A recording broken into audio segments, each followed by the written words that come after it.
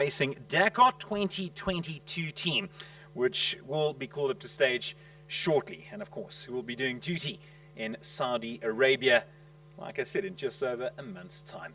But without further ado, I'd please like to call up onto stage to say a few words, Andrew Kirby. Andrew, all yours.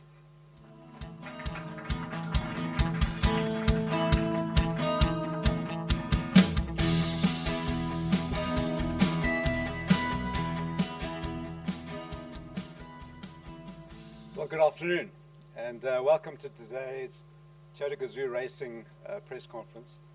It's really a pleasure to have all of you here at our headquarters in Toyota, but also to have so many people attending online from around the world, in Argentina, Europe, Saudi Arabia.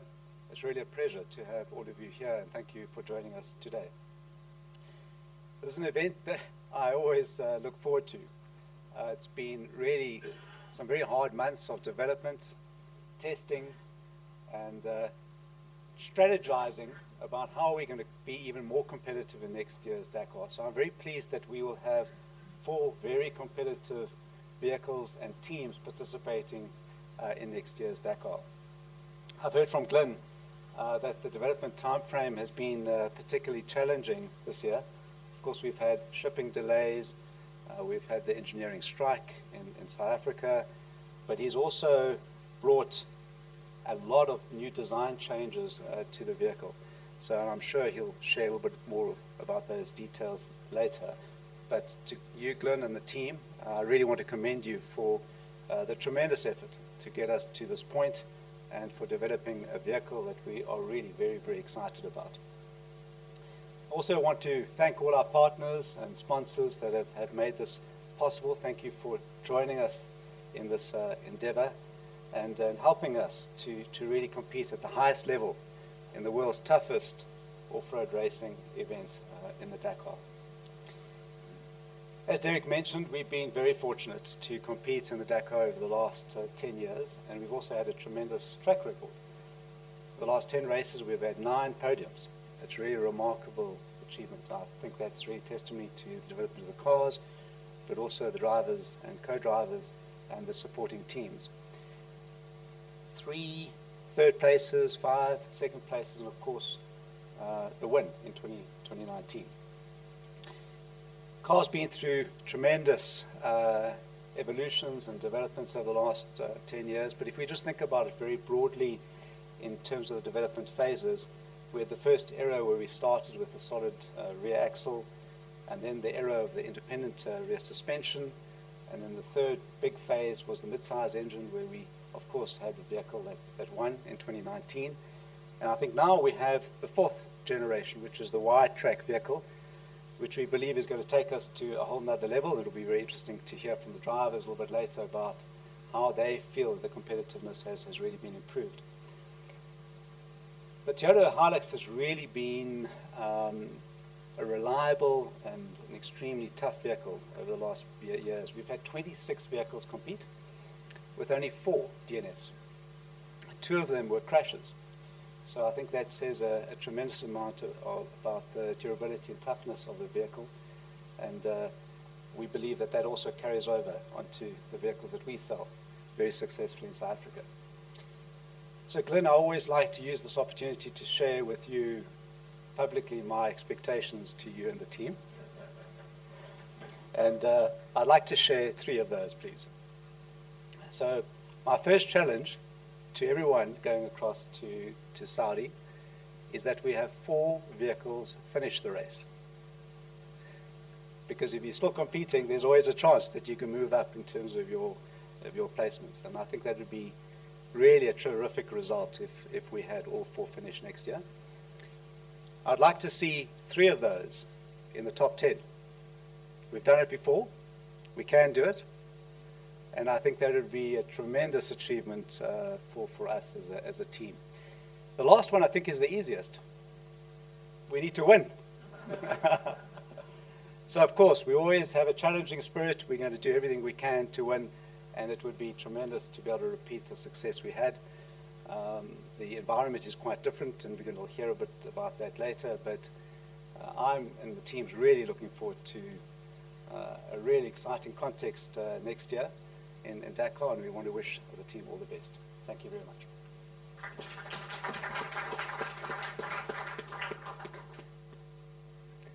Thank you very much, Andrew Kirby. So just to recap, Glenn, in case you forgot, so it's all 4 vehicles to finish, 3 in the top 10, and 1 to emerge victorious, just as you did back in 2019. So Saudi Arabia will be hosting its 3rd Dakar Rally. It opened up to the world's toughest race 2 years ago, and of course Toyota Gazoo Racing was there, and they were back earlier this year, the start of 2021, which of course was on the back end of a very tough year for the world in general. However, it wasn't tough for Toyota Gazoo Racing because, once again, they did exceptionally well. Let's have a recap at how the team did in the 2nd year that the Dakar Rally was held in Saudi Arabia.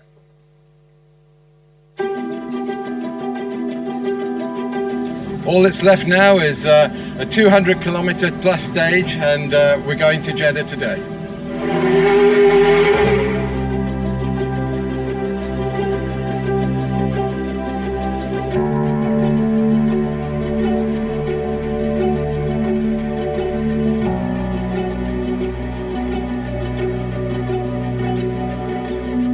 It hasn't sunk in yet. 12 days of racing. It's been awesome. It's up and down. We had issues in the start, but we just overcome that and kept on pushing. And we're here at the end.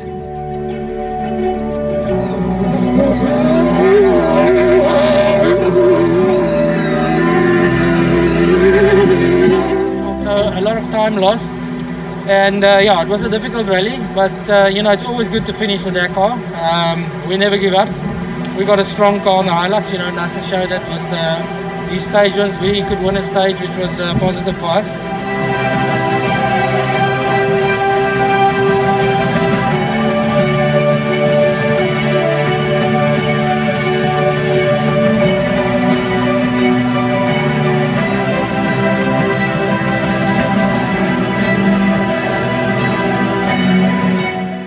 Disappointed, you know, also to finish 2nd place in 2nd year of Dakar in Saudi, you know, because normally we can win Dakar last year and this year. I am really proud of the teams and thank for everything what the teams make for Toyota.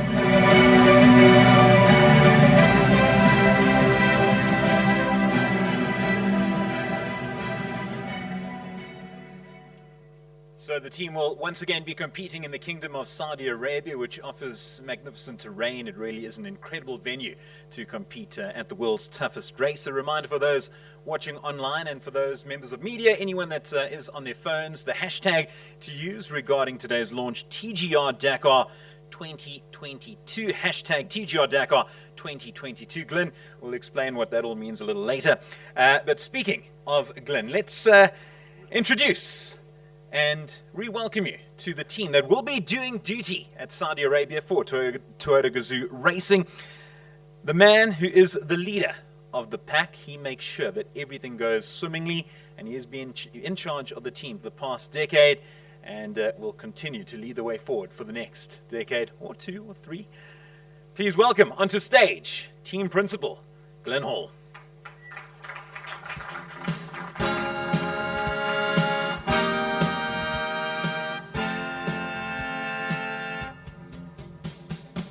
They are former winners of the Dakar Rally, also doing so for Toyota Gazoo Racing. We've spoken about it a lot. We'll continue to do so. Back in 2019, emerging victorious in Peru. But Saudi Arabia waits. He still wants to tick that off the bucket list. Victorious over in the kingdom. Please welcome onto stage Nasser Al-Attiyah and his co-driver, Mathieu Baumel.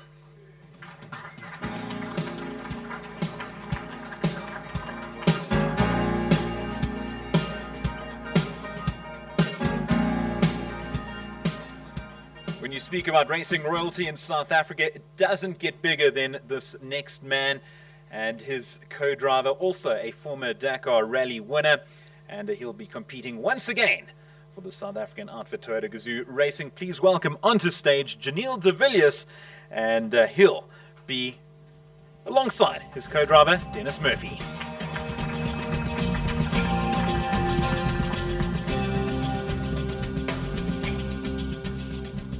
Staying with two more South Africans, and they certainly have unfinished business over in Saudi Arabia. They started 2021 very, very well. Didn't quite end it as well, but they'll be sure to rectify that in 2022. Please welcome the next set representing Toyota Gazoo Racing, Henk Lategan and Brett Cummings.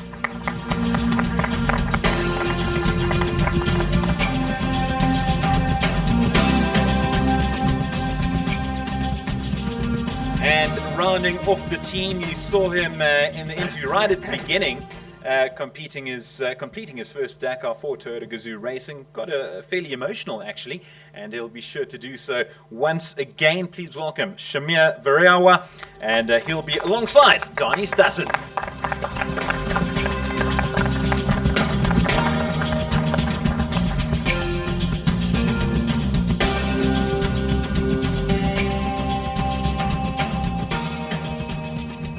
Ladies and gents, I think one more round of applause, even for those sitting at home, because it's worth it.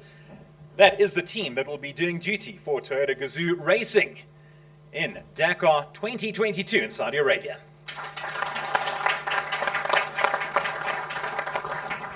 Of course, the question remains, what exactly will they be doing duty in? We've seen the Hilux do tremendously well in the past. Has it been bettered? Has it been improved? Well, of course it has. What exactly is underneath the hood, so to speak? Well, the prototype went out testing in the beautiful land of Namibia not too long ago. Let's look back at how things unfolded.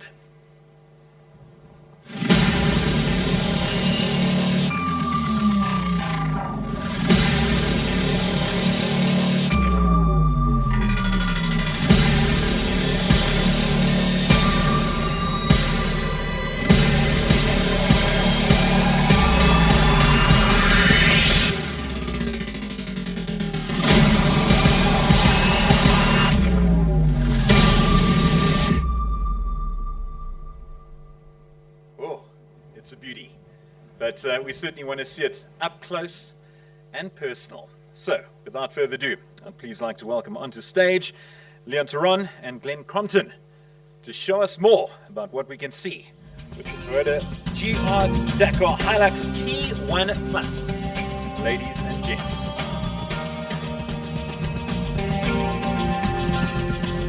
All yours, gents.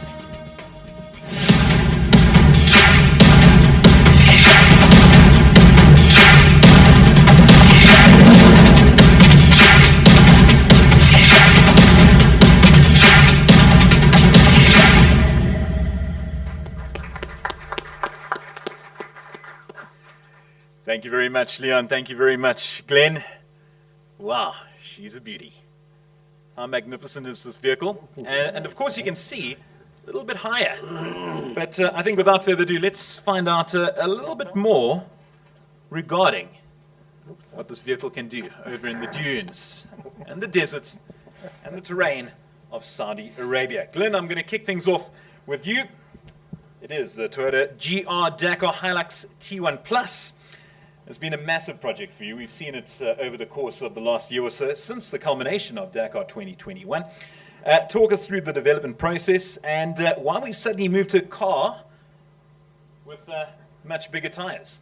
Thank you, Derek, and welcome everybody. And yes, it's certainly been a very big project, Derek, and immediately following Dakar this last January, which actually feels like just a blink away, the amount of punctures that the team suffered was really just not acceptable for manufacturers to enter the Dakar in this, which is the world's, as we know, the world's biggest motorsport event, not only off-road event. I just thought I'd correct you a little bit there, Derek.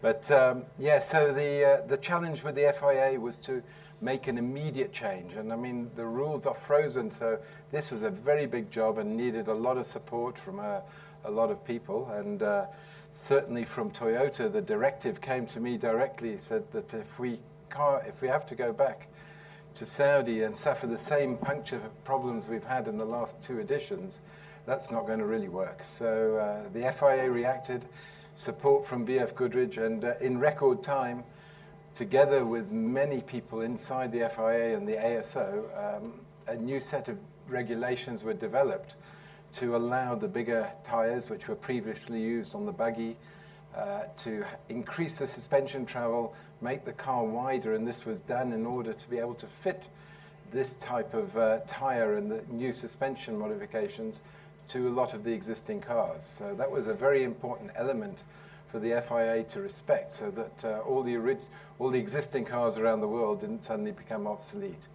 So to balance these things out, 150 kilograms was added to the vehicle at the end of the day to kind of keep the status quo, as it were. But sounds a very easy process, but it's been a very tough one for certainly for me and the team back at home. And I think it was in August we ran for the first time with the car, and then we went to Namibia at the end. But before Namibia, we'd already done some kilometers to develop the car to that point. Reminder once again for those watching online, we will be posing questions out to the audience for those seated here as well, so keep those questions coming. Before we do, I'll pose a few more to Glenn and his team. Glenn, one more for you, because we're talking about performance. The new turbo engine, straight from the Toyota Land Cruiser 300. How much work have you done to the engine in order to extract maximum power from it? Well, it's a good question, Derek, because I was quite nervous. Thank you. Thank you. I was quite nervous of the turbo engine. The conditions are rough. I mean, people sitting here in the audience cannot imagine what these cars go through over 10 days, 10,000 kilometers, 6,000 Ks of special stage. So I was quite concerned, but we've been pleasantly surprised. The engine in this car has been in there actually since day one, when Henk used this actual car on the Toyota Desert Race in June, and the engine reliability has been very good. So the question is, how do we balance the turbo engines, which have got potentially a lot more performance than a 5-litre V8 engine under the regulations where we have an air restrictor? So the FIA developed a reference power curve, and this curve is controlled by the boost pressure inside the engine. So we have to homologate this boost pressure to match that reference power curve. And the engine's not that highly stressed, actually, because it's more than capable of meeting this power curve. And that adds to the reliability, of course, going forward. And hopefully, as Glenn will be asking, keeping the costs down. So it's been very good so far, and we've actually got one car at the airport. We had to go to Geneva to homologate the performance with a complete car. So Henk's championship leading car, and Brett has just arrived back last night. So. Of course, there'll be an action this weekend over in Paris. I see the man nodding fast and furiously next to you is a man who needs absolutely no introduction, a Dakar legend, nicknamed King of the Dunes, which again he proved over the past week over in Abu Dhabi. Nasser Al-Attiyah, welcome back to South Africa. Now, if I'm not mistaken, the last time you were seated at HQ, in that very seat, I reckon, was following your Dakar victory in Peru. Will we see you back here at the beginning of next year following Dakar 2022? Absolutely, I will do my best for this, to have all the people enjoy the victory, But the first word, I would like, to thank for Toyota, Gazoo Racing, and I am really so happy, to be a part of the teams, and with all the driver, I have a good relation, and always we are working very hard, to get the maximum performance, Next Dakar will have like, a new weapon, like new things, for us, T1 Plus. We are asking for a long time, and thank for Glenn, to make a really amazing car, and when I came here last month to test in Namibia, it was amazing, and just I want to keep going and to driving, Yeah, this was what we are looking, like a driver, and from our side, it's important, to bring all the 4 cars, in the finish line, in next Dakar, but also our target, to win this race, because it's very, very important for our brand, Toyota, and for the teams. I was fortunate enough to be over in Namibia when they were testing, and Nasser arrived, and you went out for the first spin, and he got out the car, and I spent a bit of time with him over the years, and I've never seen a bigger smile on his face than after, and that's even including a victory at the Dakar, a couple of victories. You loved riding this vehicle. Absolutely, it's amazing vehicle, and I think now we are also in good way, we don't want to forget, what we have in the past, the T1, it was amazing car, and we win Dakar and we finish second place many times, but okay, to have the new technology and new things, never we try it in Dakar, but this is amazing to have it now and to enjoy and to win the race. And I mean, over the years, the Toyota Hilux has been exceptionally good, not just at Dakar, but at various races throughout the world. What is it, do you think, that makes it so reliable? Always, Toyota, like in Qatar, if you don't have Toyota, you are not Qatarian. We say like this, because all house in Qatar we have Toyota, and but to be part of the family of Toyota and to compete in cross country in Dakar, because Dakar is a dream for everybody. To compete and to win, but when we compete and we need to win also, this is nice to be part of the Toyota team. Sure it is. And of course, back with the Toyota team, as always, Giniel de Villiers. Giniel, welcome back to HQ here in Sandton, Johannesburg. You've been instrumental in the development of the new H1 Plus. How much work went into getting it ready for Dakar? Yeah, quite a lot actually. Obviously, like Glenn said, the car is brand new. New engine, new suspension, bigger wheels. So the biggest challenge for us was to set or to try to get the suspension set up again, which is completely different, and everything is different with a bigger tire and everything. So it just takes time, to develop all of that, and from Glenn's point of view, they had to make sure that the engine temperatures and everything are running in under control and all of that in the extreme conditions that we encounter. But so far, I must say, I mean, it's the first time in many years that I'm feeling really excited again. It's it's a wonderful car to drive, and I've been driving it on the last couple of races here in South Africa to help with the testing in race conditions. And every time I get into it, it puts a smile on my face. It's just a really, really nice car to drive, and I'm really looking forward to doing the Dakar in this car this year. Really excited and can't wait to start. Yeah, you took the words out of my mouth, because the T1 Plus in testing is one thing, but actually racing it is a whole other different story. And you have had that opportunity, I think, in the last two races, if I'm not mistaken, in the local rallies here in South Africa. And what were your immediate thoughts in the T1 Plus? No, like I said, I was very excited. It was a very nice car to drive. It felt easy to drive. And we were still, we still, every time we go out, we make improvements on the suspension, we make small improvements here and there.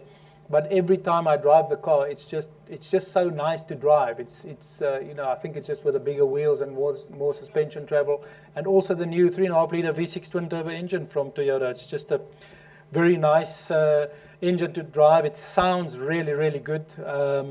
Like I said, I just have a big smile on my face every time I drive this car, and I can't wait to get started in the Dakar with it.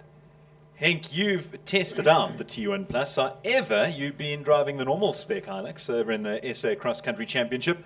Why is that? So for the local series, the SACCS, they decided to stick to the old rules for this year. The T1 Plus rules are quite new, and they're only coming into play at Dakar for next year. So to be able to compete in the local series or in the local championship, the team had to keep one T1 car competing in that championship. So the decision was made for us to carry on competing, and for Giniel to go ahead with the development of the T1 Plus. So now let's look ahead for Dakar. Some unfinished business for yourself and Brett. Yeah, definitely some unfinished business. Yeah, it's been an interesting year, very tough year. Started off with a really tough, hard lesson. So the whole year has been that same mindset. What do we need to do better? What do we need to improve on to be able to go back and finally get the monkey off our backs to get to the finish line?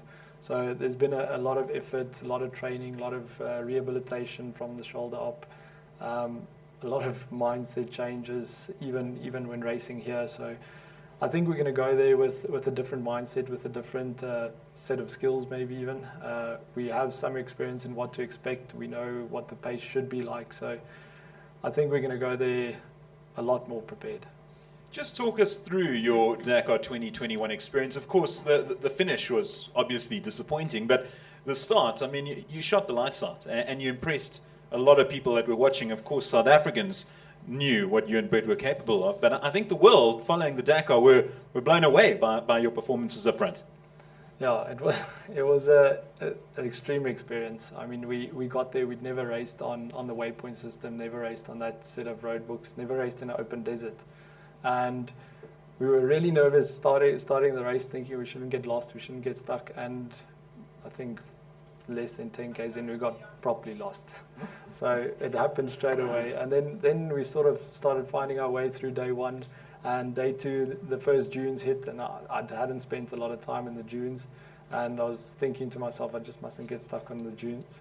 And the first dune, we got stuck, like properly stuck.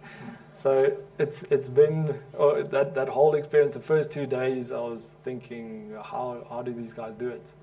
And I don't know what happened on day three. We just got into the car and drove, and I think the learning curve from day 1 and 2 was so steep. We just got to the end of day 3, and I remember the camera crew coming to me, and they hadn't done that before. So I thought, and they asked me how was the day, and I had no clue. So I said, no, it was okay. And we ended second on the stage, so it was a massive shock to us. And then I think we were calmer. We were working really well together, finding the route together, realizing it's really a team sport, and you really need to look after the car and focus on every single kilometer. And then day 4 went even better, and then maybe that thing, it's like purple gravel. So then day 5 was a tough day on us. Well, I can guarantee that everyone within this room and rooting for Toyota Gazoo Racing reckons that you and Brett can make it to the finish line in 2022. A man who did make it to the finish line in 2021. And Shameer, am I right? Were you a little bit emotional at the end there, back in the saddle for Toyota Gazoo Racing? What did you make when you managed to say, I've completed Dakar with the team? Look, the feeling is overwhelming, to be honest. One takes on the Dakar. It was my second Dakar. The first Dakar we did, we were not successful. And I remember Glenn talking to me and saying, you just need to keep going. Giniel talking to me and saying, you just need to keep going. I said, okay, but it tests you in many ways, to be quite honest. The first 3 days we had a lot of problems, same like Henk. I mean, we spent 2.5 hours in the dunes trying to dig ourselves out. And after day 3, we decided, listen, you know what, we're just going to drive the race. To finish the Dakar or to win the Dakar, you first have to finish the Dakar. So our stance was, let's get one Dakar under our belt. And we did that, and we were ecstatic about it. Thanks to Toyota Gazoo and the whole Toyota family for allowing us, giving me the opportunity to do the Dakar and to race with them. And you'll be doing it alongside a new co-driver in Danie. Yeah, so myself and Danie, I've known Danie over 20 some odd years. We've raced 1-2 races in rallying together. And to choose a co-driver, you need to have full trust and confidence in the person. And I have that with Danie. We gel together. And just the other day, someone asked me, how does Danie navigate? So, I had a few navigators. So my answer to him was, Danie navigates like he's telling a story. It's like a story unfolding, as you're driving, and it's wonderful. So, yes, Danie will, I'm sure, pick up the notes pretty well quickly. He spent some time with Giniel and Henk and Nasser in the dunes, and we're looking forward to it. So we're going to open up questions to the floor while we intersperse some questions from my side. We do have a few coming via online. Rion standing by to let us know. Rion, let's have it. All right, from Nicholas in Chile. So it's a question to both Nasser and Mathieu, saying that you both won your first Dakar as a team here in South Africa. What are your memories about this continent, and would you like to come back? Okay, so the continent of South America, asking about it. Of course, it is going to Saudi Arabia. Thank you very much, Nicholas from Chile. In fact, my mom is from, funny enough. Yeah, your thoughts on South America as a Dakar venue, Nasser? Yes, absolutely. You know, we spent 10 years in South America, you know, and all my podium, it was in South America, and all the 3 win, it was in South America, you know. It's amazing region, you know, and we learn a lot, and now this is a change completely, you know, to have a new region in our homeland, you know, in Middle East, in Saudi Arabia. It's a huge land, you know, for Dakar, and yeah, we are quite happy. I am looking also to make again to win in our region. Mathieu, same question to you. South America, great venue, difference to Saudi Arabia, where you'll be for the 3rd time this in a couple of months' time. Yeah, but whatever the continent, whatever the race, the Dakar will only stay the Dakar. So it's the most difficult race in the world, and to face that, we are lucky from the last years to have our Toyota Gazoo Racing car. So whatever the place, I will say that on the sports side, it will be very challenging and interesting. So everything is nice, whatever where you race. Of course, for the uninitiated, Dakar Rally starting back in Africa, moved over to South America for 10 years, and now in the Kingdom of Saudi Arabia. I think we've got more questions online. Then on a technical nature, to Glenn, 2-part question. When will hybrids, or do you foresee a space or an opportunity for hybrid powertrain in the Dakar Rally car? And then we'll jump to, there's a cooling related question as a second part. So the hybrid regulations are not yet firmly set. This will be during the course of 2022 and 23, and that will open up another avenue for Dakar, not only from the sporting and the green side, but also from the technical side, certainly. So we haven't got, at this point in time, there is no hybrid rules actually solidly set. There is a new green class called T1U, which is designated the ultimate, and that is going to be open to many types of cars, including the Audi, which is a range extender car, still has a combustion engine, but it has a battery involved in it. So it is a type of hybrid car, but not one that we would normally associate with. And then, of course, we have hydrogen coming on board, and these regulations will be included in the future T1U category over the next 2 to 3 years, with 2026 being the target for cars of this type to be competing at the top level constantly. Thank you, Glenn. And then secondly, in terms of thermal control, placing the radiators in the side of the vehicle, how is the thermal management with this new vehicle? Is it better, or how does it compare to the outgoing car?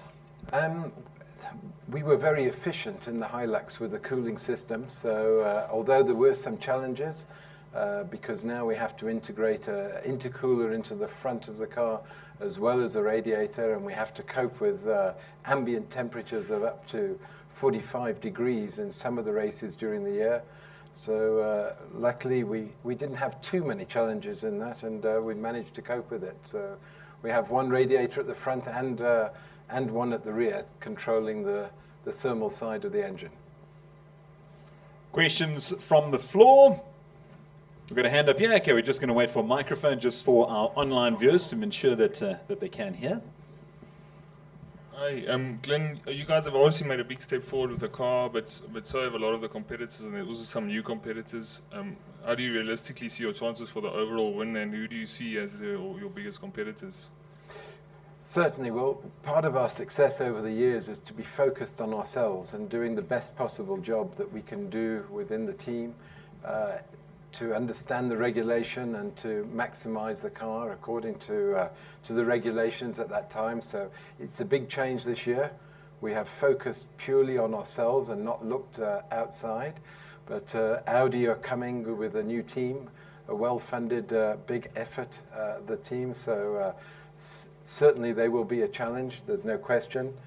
And we have ProDriver also joining the T1 Plus category with their Hunter car. So none of us have raced against each other this year. So Dakar will not only be, again, a new experience, but it will be an enlightening one. But we have the right team in place. Hopefully we have the right car from the testing. So we'll go there, we'll race as hard as we can for 13 days. And our aim is to end up on the top of the podium at the end of this.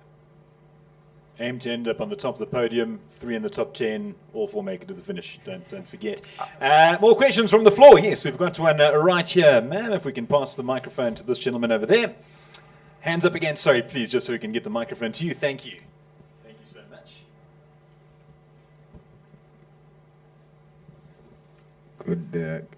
Good afternoon, Glenn and the team. From Botswana, we would like to simply say, if this beast does not win the Dakar, all the Botswana fans say they won't be supporting you anymore. Thank you.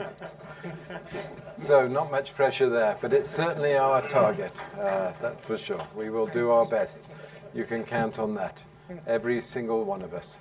Just to mention on Botswana, of course, a massive rallying community there, and you've competed there many, many, many years, and it's great to see the support come from our southern African neighbour.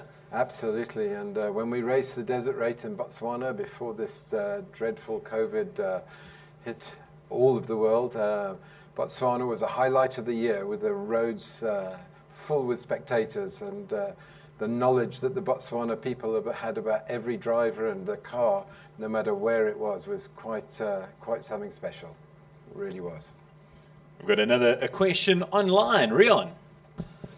Derek, these are aimed at the drivers. So, firstly, to all the drivers, is the behavior of the T1 Plus similar or different to the previous T1 Hilux? I can leave that one there. Okay, let's start with Giniel. Yeah, well, it is different. The feeling is completely different because you have bigger tires with more volume. You have more suspension travel. The car is 150 kilograms heavier, which also makes a difference. You obviously have more suspension travel, which makes it feel different. So yeah, it does feel completely different to the T1 car. But to me, it feels nicer, like I've said before. You know, the T1 car was a very good car, like Nasser said. Within the regulations that we had for the T1 car, it was an extremely good car. But this is now the next level up, and from that point of view, it does feel different. That's for sure. Shameer? Can you hear me? I've said with Giniel just before the last race, and I'm basically going to drive the car next week. But when I said with Giniel, what I felt immediately was the car is much more forgiving compared to the other one. Acceleration, the way it handles the rough, unbelievable. I myself have driven big wheel cars from the time I started racing, and it feels pretty much similar, but 4-wheel drive. So I can't wait to jump into one. I'm sure that's certainly the case. Rion, some more from online? Sure. Once again, a question for the drivers. So starting off, Henk, are you, after impressing on your first outing on Dakar, are you ready for the title chase, is the question? So, like I said, last year was a big learning curve. So, it would probably not be wise to go out there with no experience to go and chase for the win. So, like I said, this year we're going to focus on having clean stages, clean runs, picking up as much experience as we can, and getting to the finish. I think we've seen our pace is all right. If we can keep it on the road, keep it going, and limit our mistakes, I think the race will come to us. Right, and then in a similar theme to Nasser and Mathieu, after an impressive showing on numerous races this year, do you feel the pressure of winning the Dakar? Do you feel it, Nasser? Just a recap, just on terms of how well you've done this year. We've just gone back-to-back victories in Morocco and Abu Dhabi. Of course, you are the man always with the target on his back, especially now, though, and especially driving this beautiful machine. Yes, we have only one target, to win Dakar again, and I am really quite happy, from the performance of the T1 Plus, and I think, when we lose 2 times Dakar in Saudi Arabia, I was just have a flat tires, punctures, more on the other vehicle, the buggies, because the buggies was using the big tires, and less puncture, But now I think we are in same class, and it's we have a lot of good confidence, and I am sure, without any problems and or any mistake, we are able to win next Dakar. Mathieu, does a Frenchman ever feel pressure?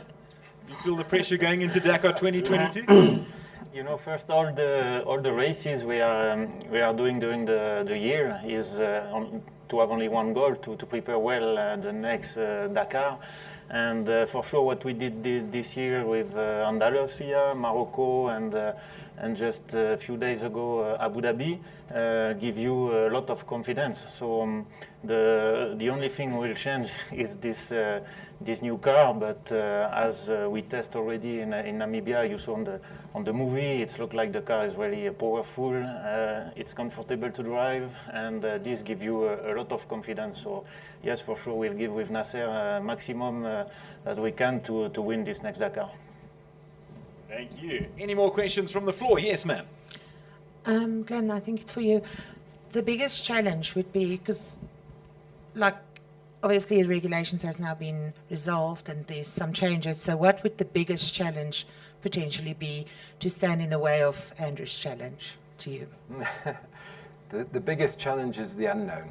So a lot of people say you need some luck. The harder we work, the less we depend on luck. So we've worked really hard. For me, it's the unknown and things that we don't know about that can happen. The possible failure of some components on the car, that is my biggest fear, because every day myself and the team have to give each one of these drivers the perfect car, and then they can do their job. So our job as they finish the stages, our job is to prepare the car for the next day, and in the morning we hand it to the drivers, then it's their job to win the stages, we don't have to win every stage, as Henk says earlier on, and this is a really key point. If you keep the pace, keep the speed, the car is reliable, the race will come to you.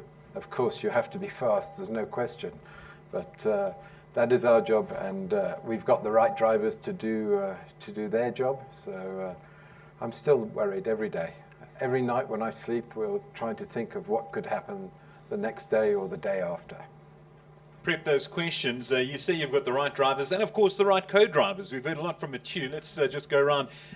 Dennis Murphy, you almost Mr. Dakar when it comes to Toyota Gazoo Racing. For those that don't know, he's been with the team for many years. You've worn many, many different hats with the team. I think the only one that you haven't worn is driver, because I've seen you shout out orders before, so you've pretty much been a team principal once or twice. But, I mean, tell us your experience, having gone to numerous Dakars as both a co-driver and a team manager. I mean, you've done it all there. Yeah, it's good to start like that because you get to learn what's happening inside the team and all the ins and outs, you know. But yeah, last year with Shameer was really, really good for us. Enjoyed myself tremendously with him, and yeah, looking forward to this year with Giniel. It's going to be a big step up. Danie, just behind Dennis, we've spoken about you sitting alongside Shameer for the first time now at Dakar. How are those nerves? Well, obviously, it's as I said, it's the unknown for me. But I've got the complete team that's backing me, and I expect that experience will pull through and assist in achieving the targets we have to get to. Have you had a lot of contact with your colleagues in terms of, especially the co-drivers like the Bretts and the Dennises, in terms of advice and any tips and tricks that you can use over in Saudi? Absolutely, yeah. Dennis and the rest of the team has been very, very helpful during the year, and we went out to Namibia for some testing. We did some dune training there with Giniel, and Brett also assisted me with some navigational training. So we're confident. We're definitely confident. Well, I spoke about a man wearing numerous hats when it comes to the Dakar Rally. Is another one in Brett Cummings, because Brett, you going over there once again as a co-driver, but you were once on two wheels many, many years back over at Dakar, so you're very experienced when it comes to the world's toughest race, but doesn't matter how experienced you are, it's never easy. Yeah, it's exactly that. It's a race that you can never predict. You've got to just keep it all together. Like Henk said, it was a massive learning curve. It's very different navigating in the car at Dakar compared to being on the bike. And we were getting there. We were on the right track. I think we just had misfortune, which came in the way. And this year we're going to make sure it doesn't happen. Oh man, we're so glad to hear. How are my MC skills, by the way? They're okay? You're getting better. Is it? Thank you. Yeah. No, Brett actually called me the other day to ask me to MC at a golf day for his other job. And he said they couldn't pay me, but they'll organize me a 4-ball. So I always jump at the chance to play golf. And I arrange it 100%. I called all my mates. Everyone was excited. Called Brett about a week later, say, listen, confirmed. He goes, oh, damn, we've actually moved the event. Sorry. I actually think they just got someone else. Okay, let's move over back to the floor. Yes. So 2 questions from me.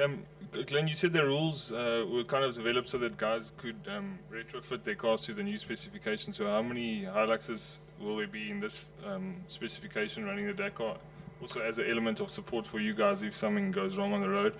And then for the navigators, can you just tell us a bit about how the navigation take place this year?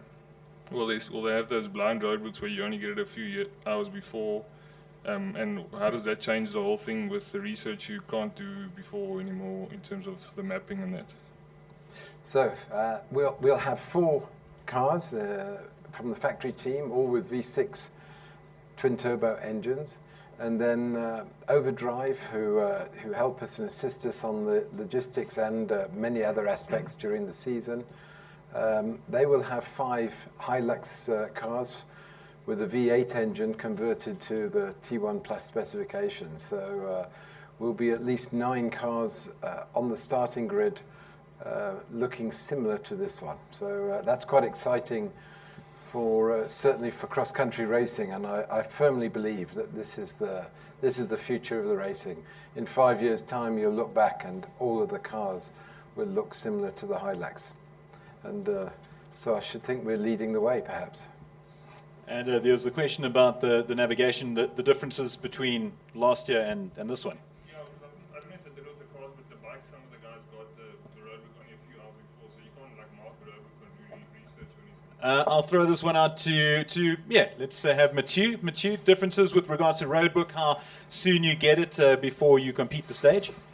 So on the navigation side, ISO changed the rules last year as they removed the paper roadbook and they changed it from a digital roadbook, and that means that they were allowed to give us the roadbook directly in the morning, so 5 or 10 minutes before the stage starts. So it means that no possibility for us to to check at the route before, the night before, trying to find the best way on Google Earth or on the map or whatever. So the way to work inside the car is a little bit different now, and but also much more interesting, I think, because of course I cannot prepare the route. I have no idea where we will go the next day, what we will face. But then I just discovered the next box of the roadbook while we are driving with Nasser flat out in the desert. And so you need to have your brain really focused 100%, and because you need to understand first the drawing, all the indication that writing on the very short letter on the side. Then you need to compare to what you see really in front of you. Then I need to explain to Nasser what he have to do on the next 100 meters, and all this you need to do it like in 1 or 2 seconds. So it's make our life a little bit more stressful and difficult inside the car. But also it's another way of working for us inside the car. And on that side, I will say that I am a little bit lucky because with Nasser, in fact, we are working really together. He is helping me about what he see around the car when I am struggling with the road book. And yeah, it's a little bit different, but for me, I think now for the future, much more interesting. It's somewhat bittersweet because I remember about 2 years ago, I think it was in Peru, where they had this change during one of the stages. And I spoke to one of the navigators prior, no one here, and he was all smiles. He said, it's fantastic because now we don't have any homework to do. And like the drivers, we can just finish the stage and put our feet up and relax until the next day. It's true that at night now we have a little bit more of time to take rest. And but I promise you that this time that we are allowed to sleep a little bit more, we need it the next day to really have your brain 100% focus on what you will have to discover in front of you, because it's not easy job for sure. No, not at all. Yes, Glenn?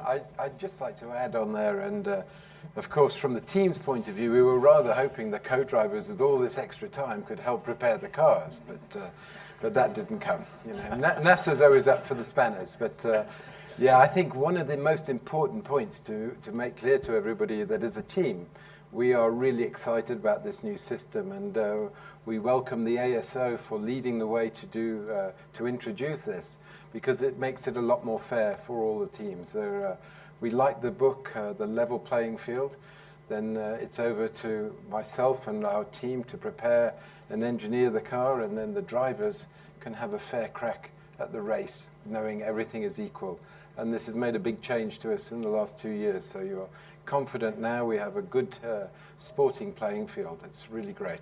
I remember a couple of years back over in Bolivia during one of the Dakars, and the team experienced a torrential downpour, and the bivouac was completely soaked. And Rob Howie, who's in the audience here, he was a co-driver at the time, and I said, geez, what did you do? He goes, no, nothing. I just watched the guys, the mechanics, work on the cars through my camper van. And I said, and then what did you do? He goes, oh, then I closed the curtain and finished my cup of coffee. So I don't know, with all that time on their hands, if you can expect the co-drivers to jump in. Rian, more questions online. To the navigators, is there any benefit of the T1 Plus to you? Yeah, leave it, pass it on to them. Okay, let's go with Brett. Any advantages with the T1 Plus as a nav? We haven't been able to be in the car with the digital roadbook, but with the digital roadbook being attached to the dash, I think it's going to be a lot better with the additional suspension travel that we've got, so we don't get shook around as much, which is quite difficult to focus on the roadbook when you're bouncing around in the car. So I think that's going to add value. From a comfort perspective and a safety perspective, I think that's also going to help us a lot. Dennis? Yeah, the new car is much more comfortable than the old car, so exactly like Brett said, it's much easier to read the roadbook, and yeah, just easier to see the road actually with a new car. Okay, wrapping up some questions. Yeah, Rian, one more from online. All right, Glenn, this is to you on a technical nature, so I'll give you 2 questions here. What is the main advantages of the new twin turbo V6 versus the old petrol V8? And then secondly, does the T1 Plus share any componentry or design with the original 4x2 buggy concept? So you might have to remind me of the second question because I can't think about too many things at once. The twin turbo V6 engine has it allows you to match the power curve exactly. So and we can do this by adjusting the boost. And once this boost is agreed with the FIA, there is no more development that you can actually do on the engine. So that is fixed, and this will actually allow us to focus more on the rest of the car. So we have a set amount of resources available. So from a technical side, I think that's a good aspect. So we can have more engineers and more of the team now focusing on the car because the engine is taken care of. And what was the second question? I don't remember. And just before we get to that, are you able to disclose power and torque figures on the new engine? Well, the reference power curve is a 298 kilowatt power curve, which is very close to 400 horsepower. And our car is just short of 700 newton meters when you meet those figures. Thank you. All right. The second question was: does the T1 Plus share any componentry or design with the original 4x2 buggy concept?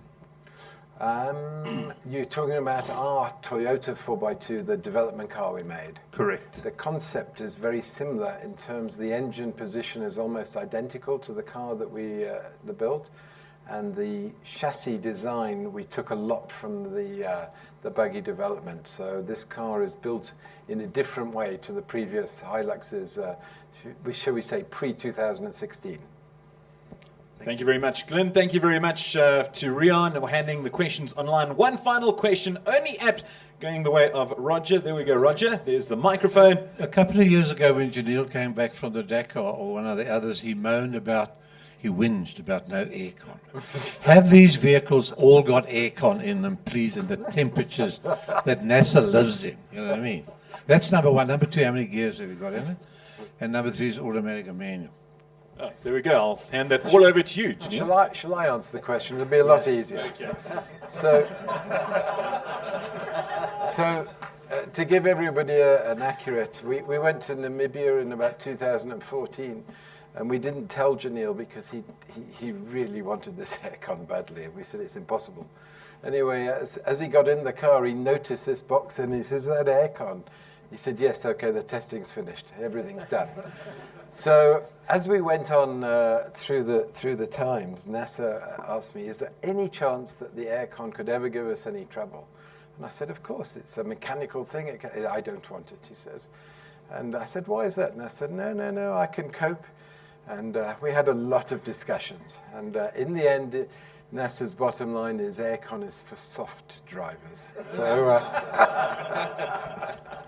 So we'll see. Perhaps Nasser and Mathieu will want aircon, and races that have got 45-degree ambience. I'm getting the feeling that with age and experience, that Nasser might blend in with some pressure from Mathieu for an aircon system next year. And there's one more automatic or manual. Just another one. How long the average stays before we see in the telly is June and June? So just to recap for those listening online, Roger wanted to know how long on average is the stage, because watching on television you just see dunes, and more dunes. And Nasser, I'll actually throw this one to you if that's okay. And then also another question was automatic or manual. Yeah, I think always the most of best action is coming from the dunes. How you drive and how you manage to cross all the big dunes or small dunes. But what we see last to Dakar, I think it's only 30%. Yeah, it's like this. It's a mix, but because sometimes we have a dunes, but it's only sandy. It's not really big dune. Yeah, but this is what we have in Dakar. But what we hear, and for next Dakar, it will be the empty quarter in the south of Saudi. Yes, it will be huge dunes, and like what we have it last week in Abu Dhabi. It was 100% of the dunes. Yeah, it will be not easy, but okay, we need to have a really sometime difficult stage, because can change everything in the rally. Cool. Okay, we'll be wrapping up. Final thoughts from each of the drivers. Shameer, we'll start with you. Heading into Dakar 2022 with Toyota Gazoo Racing. From my side, I'm just excited, nervous, but I guess when you're in the starting line and you're going, everything is forgotten about, and you just concentrate on the race. I'm lucky to have good teammates. We get along very well, and the atmosphere in the team is very, very great, and yeah, I'm looking forward to it. Thanks. Henk? Yeah, we need to go back there and, like I said, get the monkey off our back. We'll try to go there and start off having some clean stages, and I think what we'll be looking for is there's usually this zone that you get as a driver where you feel everything's starting to work, you and the car and the balance of everything. So we'll try and get into that as soon as possible and try and stay in there for as long as possible. Giniel? Well, yeah, I mean, like I said before, I'm really looking forward to the race with this new car. I'm looking forward to changing less punctures. That's number one. No, I mean, the cars are really exciting to drive, and to go with this package to the Dakar, it's the first time in a long time that I'm really excited again. And then just to tell Roger that we actually use the aircon also to demist the windscreen on the inside on cold days. So it's not only for cooling me down. Nasser, final thoughts? Yeah, I'm happy to go back again to Saudi Arabia with the new car T1 Plus, and thank for Glenn, thank for Toyota Gazoo Racing, thank for everybody who's support this team, and we try to do our best, to celebrate here next year. And I'm going to move over to Glenn. Glenn, final thoughts from you? The job's not done yet. So we go to Paris this weekend. Nasser will be racing for the first time in South Africa. But so what an event for South Africa. We've got one of the best cross-country championships in the world, which makes developing this car possible. And then directly from Paris, so no damaging the car, guys, please. We go to Gurupan, to Uppington, to our test site to just do the final sign-off for Sunday, Monday, Tuesday, and Wednesday, and then we come back and have to finish all the cars. So there's still plenty to do, still plenty to think about, but I think it's the most exciting year for a long time. This car, we've set the benchmark for everybody around the world, and now we've got to deliver. Your job's not done just yet. I'll tell you why in a second. We're pretty much wrapping up the press conference. Thanks very much, ladies and gents, for being present. We do have amazing gifts waiting for you outside, celebrating Toyota Gazoo Racing's 10 years at Dakar, books that you'll be receiving. But before we do, because I kept on pointing to this car earlier and chatting to Nasser about it, which is actually a bit of a lie, Glenn, because when we talk about livery, 3 of the 4 vehicles will look like this, but there's one that will look slightly different. Tell us a bit more. So yes, Nasser's new car, which turned a wheel yesterday, is sitting in the hallway, but I don't think I can reveal everything, the details of the car. That's got to be up to Nasser and Mathieu. Yeah, I agree too. So before we do see it, let's see the specific magical vehicle in action.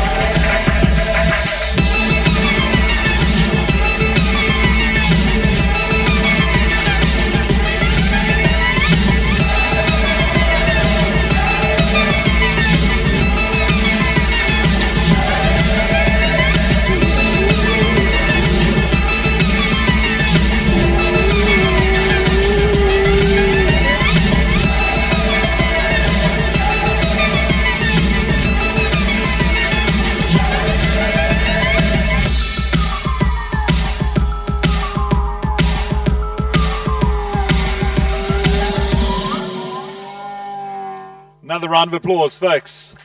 Dakar 2022 awaits. The Toyota T1 Plus awaits. This is what 3 of the 4 vehicles will look like. For those that are in attendance, don't forget the 10-year anniversary of Toyota Gazoo Racing books awaiting you. You can get signatures from all the drivers and the navigators. But let's go and have one look at what the car that Nasser and Mathieu will be driving looks like exactly. So, Nasser and Mathieu, I'd like you to lead the way. If you can leave the auditorium, and folks, if you can just follow the Dakar Rally legends out into the auditorium where they'll reveal their T1 Plus. Thank you very much, Nasser and Mathieu. You lead the way, as you always do, and we'll follow. Thank you.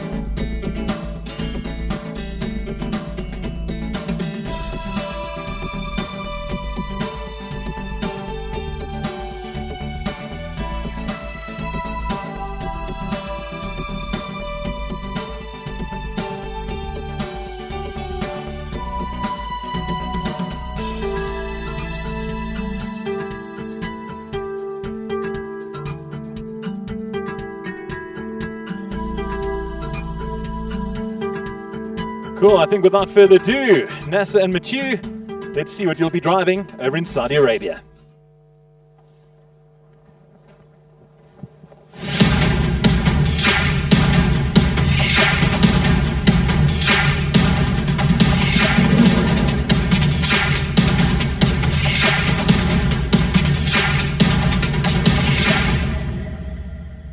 One more round of applause, everyone. The T1 Plus belonging to Nasser and Mathieu as Toyota Gazoo Racing takes on Dakar 2022. Thanks very much for joining us in the special edition launch for the event here in Sandton, Johannesburg. Remember to get your gifts, get them signed, get photos, and have a terrific afternoon. Thank you.